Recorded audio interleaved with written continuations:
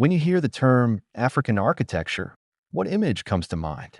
For too long, the narrative has been dominated by a single, simplistic idea, the grass hut. But this could not be further from the truth.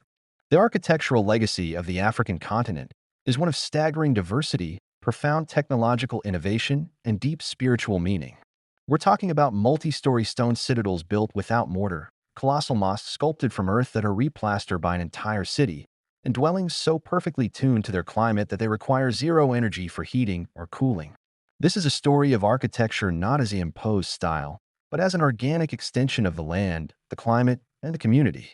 We are embarking on a journey across time and terrain to discover the real African architecture, a story of earth, stone, and spirit that holds vital lessons for our global future. Let's begin with the very earth beneath our feet, because earth is the quintessential African building material. Across the Sahel and Savannah regions, from Mali to Burkina Faso, architectures of mud or adobe reach their most spectacular form. The Great Mosque of Djinn in Mali is the pinnacle of this tradition. It's the largest earth-built structure in the world. But its genius isn't just in its scale, it's in its living, breathing system. The entire facade is studded with torn, wooden beams that protrude from the surface. While they serve as permanent scaffolding for the annual replastering festival, they also play a critical structural role by increasing the surface area, which helps control cracking during the extreme thermal expansion and contraction of the material under the hot sun.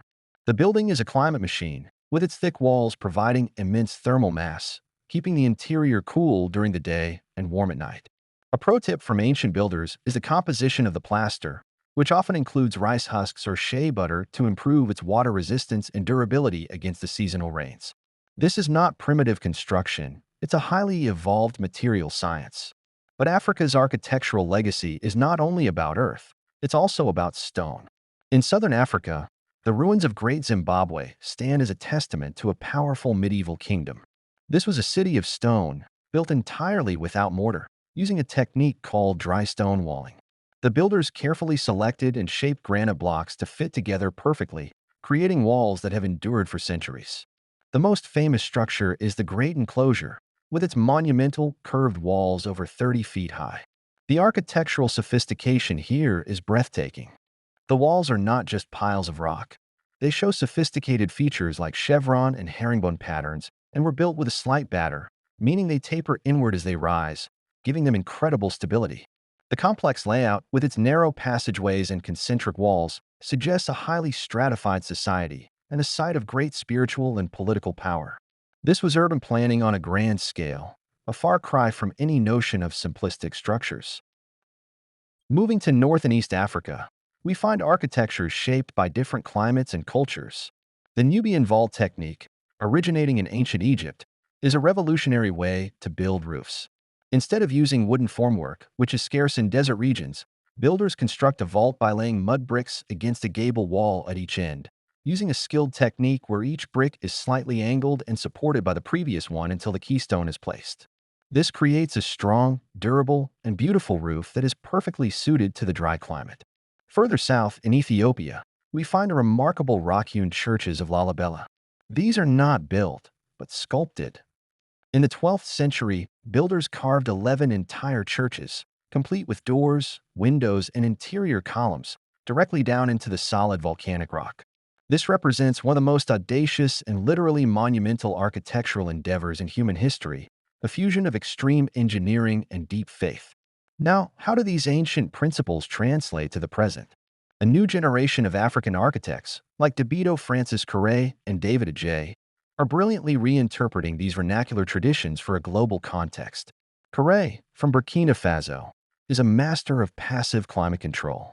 For his primary school in Gando, he used locally made clay bricks for thermal mass and designed a raised, double roof system.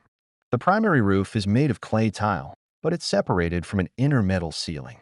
Hot air rises into the cavity and escapes through perforations, creating a natural ventilation system that cools the classrooms without any mechanical air conditioning.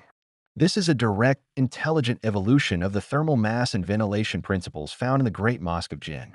This is not nostalgia, it's innovation rooted in place, proving that the old ways hold the key to a sustainable future. In conclusion, African architecture is a rich and complex tapestry that defies simple categorization. It is a living library of sustainable design principles, from the thermal mass of Earth to the passive cooling of vaults and the community-centric process of building.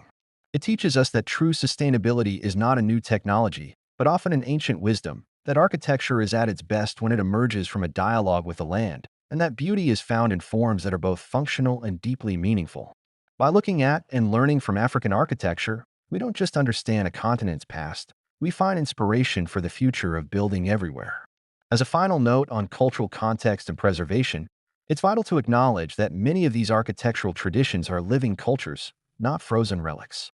Their preservation depends on supporting the communities that maintain them and understanding their techniques not as quaint customs, but as sophisticated systems of knowledge. If this journey through the architectures of Africa has expanded your understanding of what building can be, and you'd like to see deep dives into specific structures like the Lalibela churches or the work of Francis Carré, please let us know in the comments. And if you're learning from this, subscribe for more journeys to the heart of the world's architectures.